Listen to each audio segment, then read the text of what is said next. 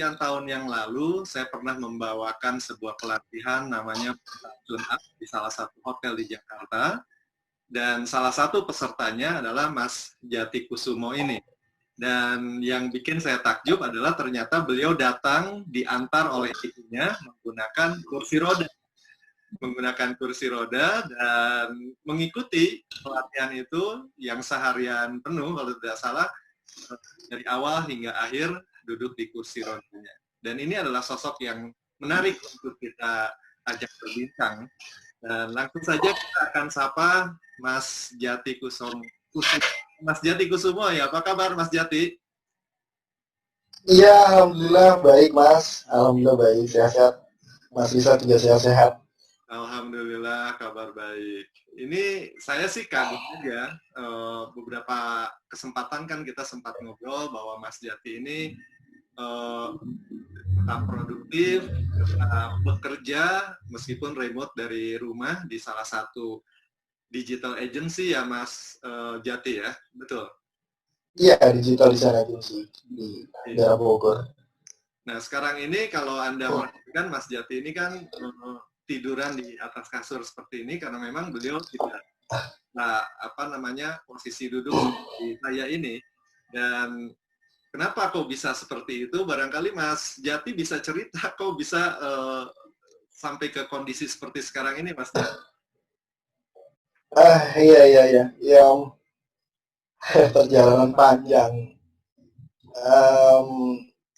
Dari 2006, November 2006 kejadiannya. Karena sebuah kecelakaan sepeda motor sih. Waktu itu pas mau berangkat kerja yang entah karena terlalu capek atau tidak fokus, jadi bikin terjadi sebuah kecelakaan yang ya alhamdulillah kan nggak bikin trauma sih, karena langsung nggak sadar diri pingsan. Kecelakaan itu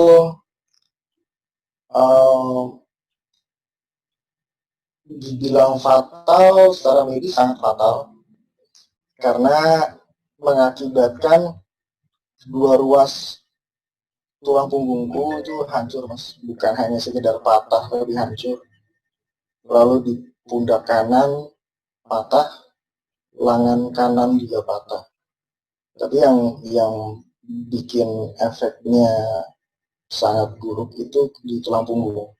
Ya akhirnya bikin separuh badan jadi lumpuh, jadi nggak bisa aktif lagi dalam hitungan detik. Itu kejadian yang sangat cepat di hari itu, di pagi itu, yang saat itu sebenarnya saya nggak tahu kalau saya terkondisikan sefatal itu, karena ketika bangun dari sadar itu sudah di ruangan ICU, sudah banyak kabel selang dan sebagainya, yang katanya operasinya itu dari jam 12 siang sampai jam 9 malam di 2 tempat, di punggung dan di tangan. Itu proses yang panjang sekali sepertinya untuk sebuah operasi, tindakan operasi. Yang aku kondisiku ternyata sefatal itu ketika di ruang ICU ada salah satu dokter yang memegang jempol kaki saya untuk entah dia menekan atau memijit atau menarik. Tapi kok nggak terasa gitu kan. Aku pikir ya karena efek obat bius atau apa, aku nggak begitu nggak terlalu memperhatikan. Yang aku perhatikan ya tangan kananku digips dan banyak kabel dan selang di mulut dan di dada. Berjalan 10 hari atau 14 hari di rumah sakit itu, aku dipindahkan ke rumah sakit untuk fisioterapi, pemulihan, recovery fisik dan sebagainya. Ternyata ya kondisiku sangat ya saat itu aku bilangnya sangat menyedihkan. Sangat menyedihkan karena dari yang serba bisa ngapa-ngapain dan dalam hitungan detik Tuhan memberikan sebuah pengalaman hidup yang sungguh luar biasa, sampai nggak bisa ngapa-ngapain, bahkan miringin badan aja nggak bisa. 3 bulan di rumah sakit Fatmawati, dan itu proses fase terberatku untuk bisa sampai tahap menerima, kayak gitu Mas. Oke. Jadi ketika menyadari ataupun mengetahui Mas Jati ini tidak bisa lagi beraktivitas leluasa seperti sebelumnya, itu kira-kira suasana kebatinannya, perasaannya, itu apa yang terlintas di pikiran Anda?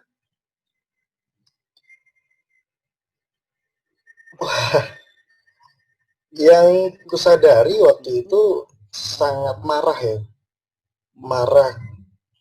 Selalu muncul pertanyaan, kenapa harus saya, kenapa tidak dilewatkan saja, kenapa harus, ya kenapa dan kenapa. Aku seperti kayak ngambek sama Tuhan, sama Gusti Allah, kayak marah semarah-marahnya. Kenapa?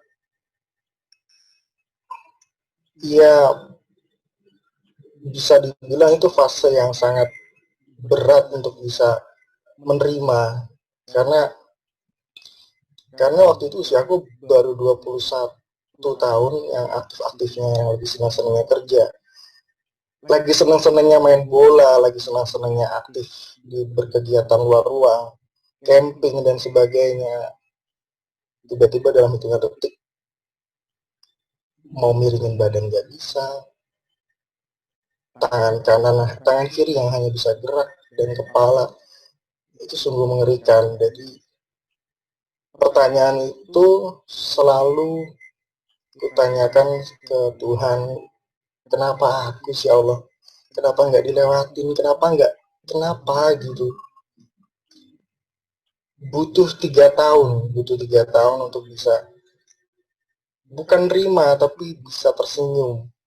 Butuh 3 tahun untuk bisa tersenyum, bahkan totalnya bisa sampai 5 tahun baru bisa ketawa lepas, bisa sesumringah ini.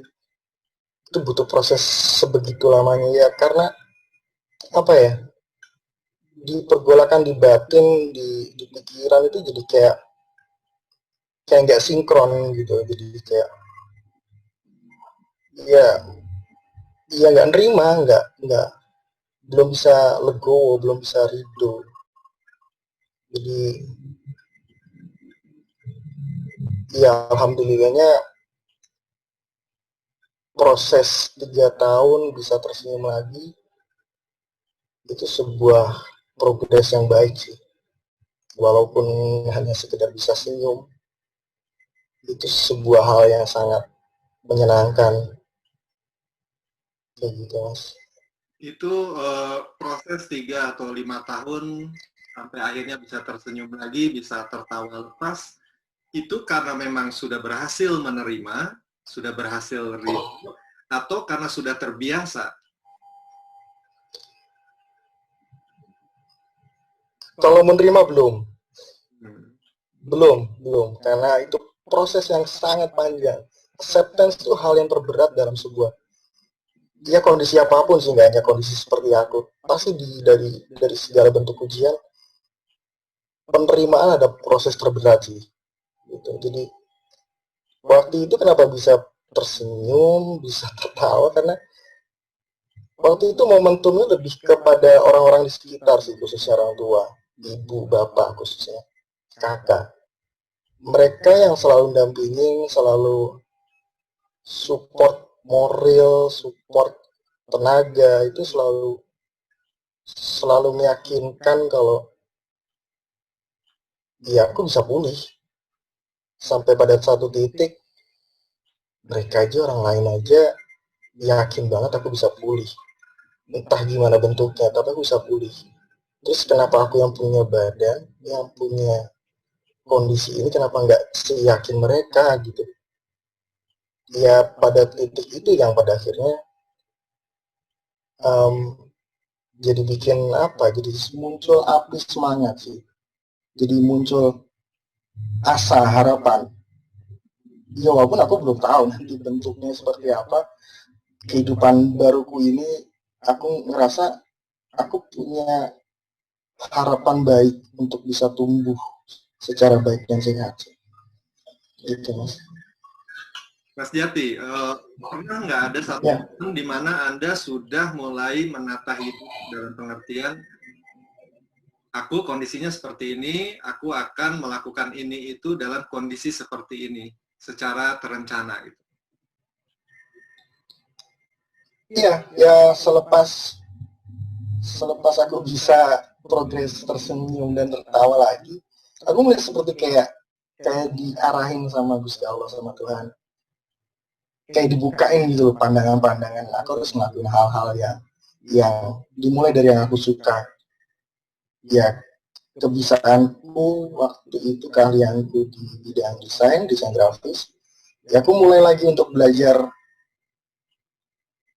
buka lagi aplikasi itu, jadi mulai lagi belajar duduk yang stabil, karena bertahun-tahun aku di tempat tidur, ya nggak bisa ngapa-ngapain, literal nggak bisa ngapa-ngapain, seperti mayat hidup ya.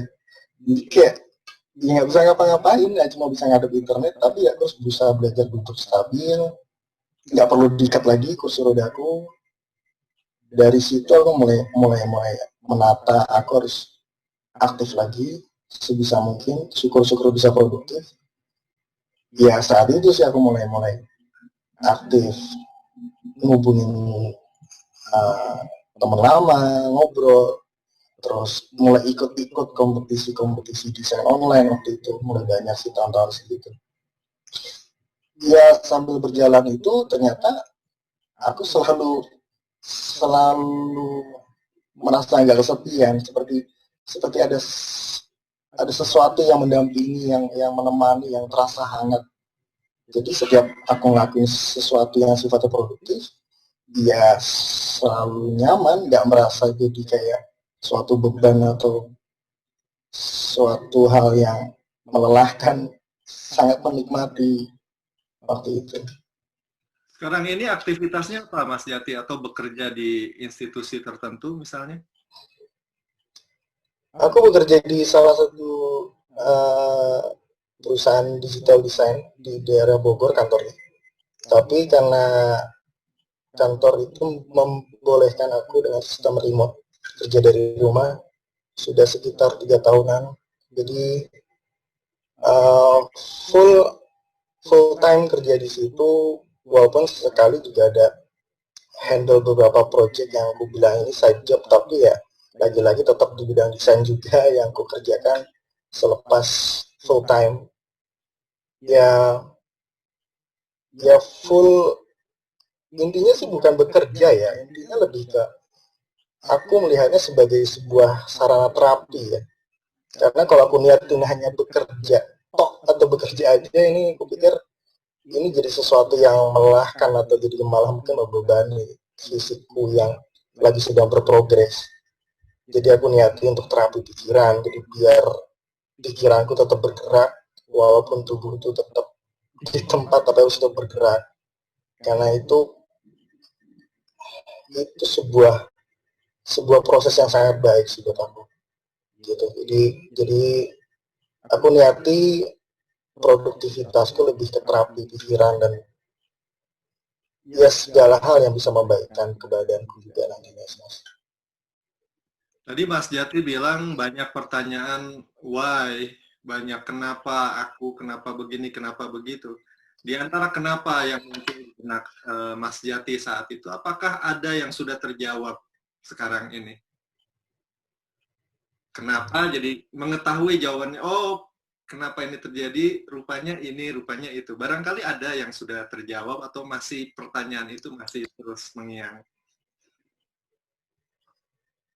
Sebelum kecelakaan, jauh sebelum kecelakaan, sebenarnya dari kedua kejadian sih, ada dua kejadian. Ada dua kejadian, entah ini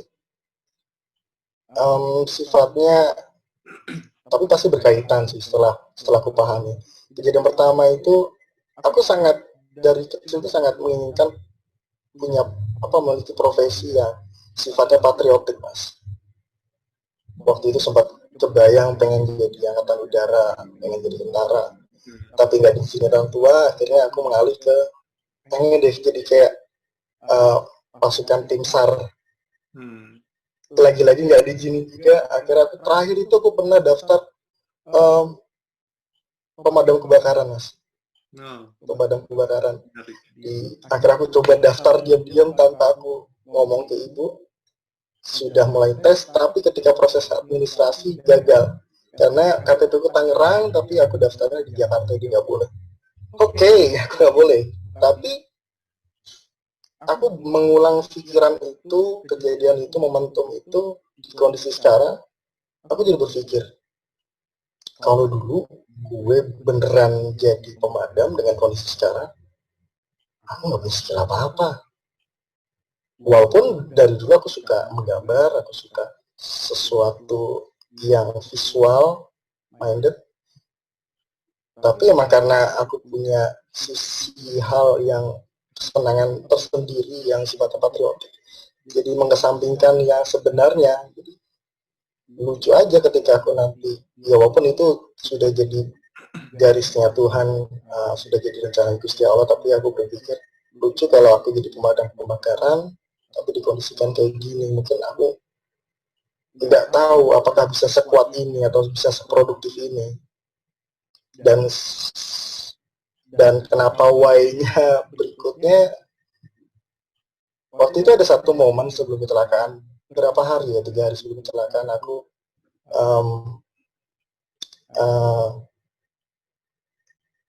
punya teman kantor yang jualan, nggak jualan, punya helm full face gitu kan. Karena helmku sebelum kecelakaan itu selalu pakai yang helm half face.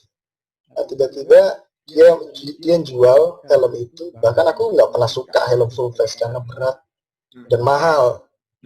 Waktu itu nggak tahu kenapa teman kantorku itu jual karena lagi butuh uang, dan akhirnya aku langsung nggak pakai nego, aku langsung bayarin, dan duitnya itu pas yang diminta si temanku ini.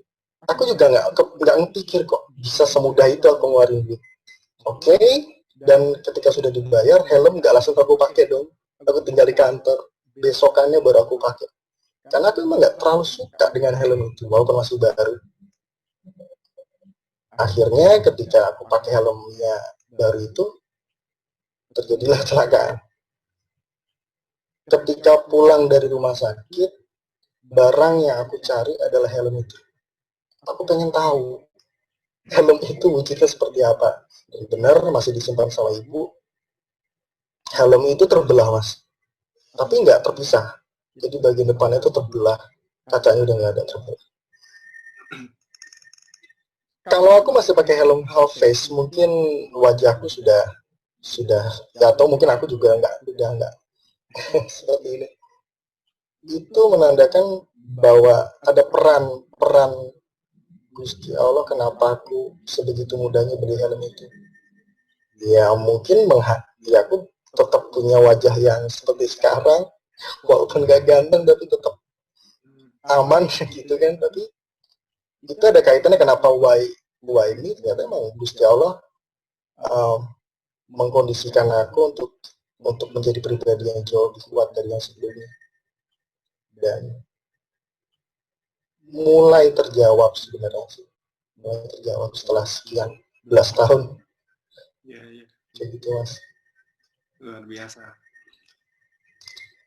Mas Jati, kalau kita bicara tentang harapan-harapan ke masa depan, dalam kondisi seperti sekarang ini, apa harapan Mas Jati ke depannya yang muncul dalam benak, yang dalam hatinya bergetar kuat dan optimis untuk bisa diwujudkan itu? Ada nggak atau bagaimana?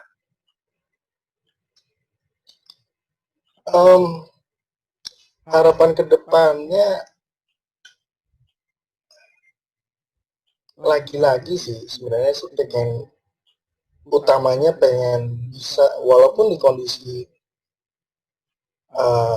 sebelum pandemi pun sudah kondisinya memang aku bilang nggak terbatas ya, lebih ke iya aku sedang terkondisikan seperti ini, ya sebisa mungkin aku harus bisa bermanfaat sih bagi orang-orang sekitarku, di circle terkecilku dulu, di keluarga aku, lingkungan keluarga. Setidaknya aku bisa bermanfaat bagi mereka, entah apapun itu bentuk kebisaan aku akan upayakan. Jadi walaupun cuma di atas kasur atau di atas kursi roda, aku akan upayakan. Toh aku punya backingan kuat kok, Gusti Allah, aku punya Tuhan yang selalu gak pernah absen nemenin. Jadi ya aku pengen bisa bermanfaat buat orang-orang di sekitar. Iya, aku nggak tahu nanti ke depannya akan bisa sejauh apa aku bisa bermanfaat, tapi selama aku yakin dengan kemampuanku yang sekarang, dan aku punya punya Tuhan, punya Gusti Allah yang selalu mendampingin, aku yakin aku bisa ngelakuin banyak hal yang nggak hanya di circle terkecil gue, tapi aku belum tahu itu apa, tapi aku yakin dan aku sangat mau untuk melakukan segala hal yang bisa sifatnya berkebaikan, bermanfaat buat orang-orang sekitar. Ini bermanfaat untuk sekitar berarti membahagiakan orang-orang, terutama di circle, di apa namanya, lingkaran terdalam terdekat gitu ya. Siapa orang yang paling ingin Mas Jati bahagiakan selain diri sendiri? Sudah pasti ibu dan bapak sih, ibu dan bapak, karena terutama ibu ya.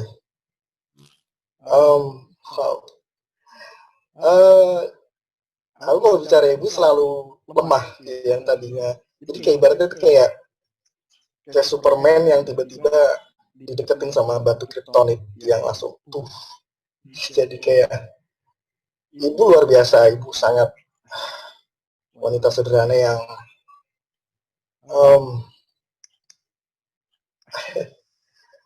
ya aku sangat sangat sangat sangat sangat antusias untuk sekecil apapun yang bisa aku lakukan untuk bisa bagian dia dan bapak.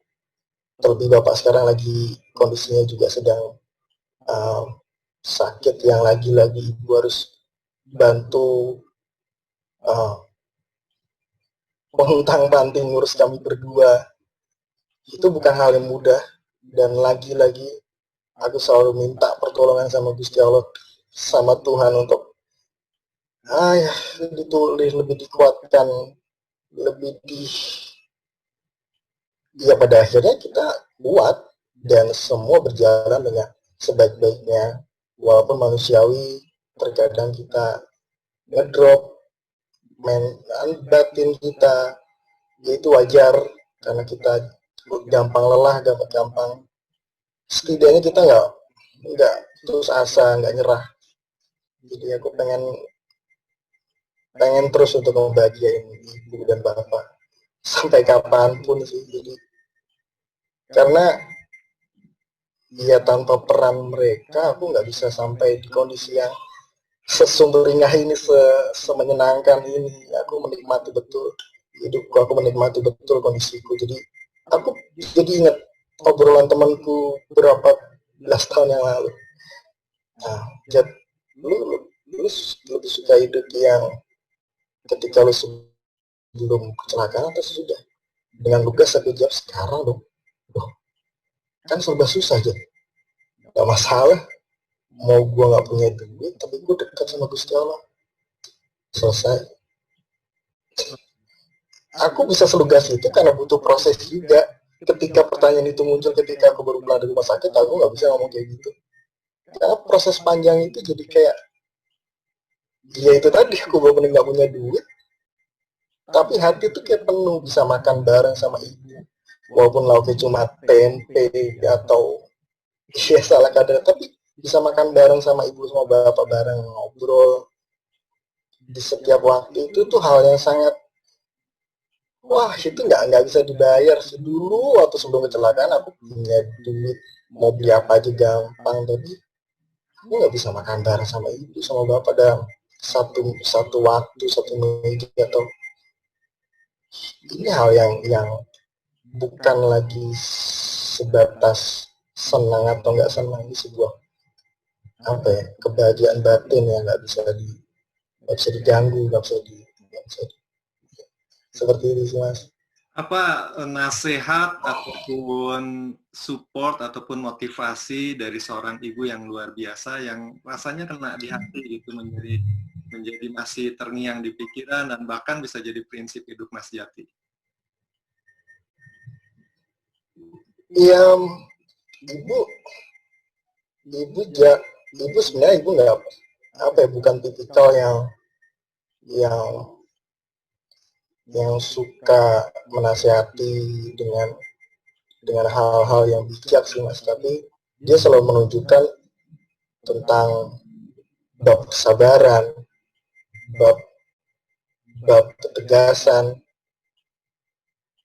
yang kalau ku ingat ya ibu selalu meyakinkan ke aku kalau ya jalani hidup ini dengan sebaik-baiknya kita, karena kita tahu di di dunia ini kan bukan perihal um, untuk berhasil atau sukses saja, tapi kan untuk mengisi kehidupan dengan berkebaikan. Kalaupun di kondisi sekarang terlihat di mata manusia sulit, ya itu kan di mata manusia, gitu. Tapi di mata Allah ya kita jauh lebih lebih ya lebih lebih bisa menjadi hal yang nantinya jadi pembelajaran gitu. Jadi ibu selalu menekankan untuk lakuin hal sebaik apapun sih, mau di bidang apapun, mau di pekerjaan, mau di ya yang penting lakukan yang terbaik. Barangkali terakhir ada satu pesan untuk teman-teman yang menyaksikan tayangan ini, terutama untuk teman-teman yang seperjuangan dengan Mas Jati, bagaimana untuk bisa tetap survive, tetap produktif, tetap happy dalam menjalani hidup ini seperti Mas Jati. Iya, ya, ya untuk teman-teman ya, untuk siapapun yang di luar sana yang sedang berjuang, apapun bentuknya, ya harus tetap semangat. Manusiawi kalau kita kadang nggak semangat, kadang naik turun. Ya manusiawi, kita manusia, berarti kita masih tetap menjadi manusia. Yang penting terus semangat dan berusaha sebisa mungkin untuk tetap berprasangka baik, berpikir positif. Kita sebagai manusia bisa berhak memilih pikiran-pikiran mana yang jadi dominasi kita ada di pikiran kita. Sebisa mungkin pikiran baik, karena kalau kita sedang lagi diuji sudah seperti ini, kalau pikiran kita negatif ya nggak akan bisa tumbuh, nggak akan bisa membaikkan gitu. Jadi sebisa mungkin tetap semangat, tetap berprasangka baik dengan segala rencananya Gusti Allah. Dan yang paling utama sebenarnya kita harus bisa menerima. Acceptance adalah kunci atau tempat rasanya bahagia. Jadi ya hati yang menerima itu sesuatu yang sangat membaikkan, karena kalau kita belum bisa menerima apapun bentuk ujian dari atau rencana dari Gusti Allah, kita mau ngapa-ngapain pasti berontak hati, mau ngapa-ngapain jadi gampang lelah, putus asa, bahkan yang mengerikan kita jadi gampang nyerah. Itu sangat mengerikan. Jadi kita menerima dulu baru lanjutin perjuangan. Kalau udah nerima, kita mau lanjutin perjuangan kayak gimana pun jadi ringan, karena kita udah yakin kita ini sudah jadi rencana Gusti Allah, sudah pasti sangat baik. Sudah, toh kita hidup di dunia ini bukan perihal kompetisi yang apa ya, besar-besaran duka atau besar-besaran bahagia, bukan. Kita cuma mengisi kehidupan ini dengan berkebaikan.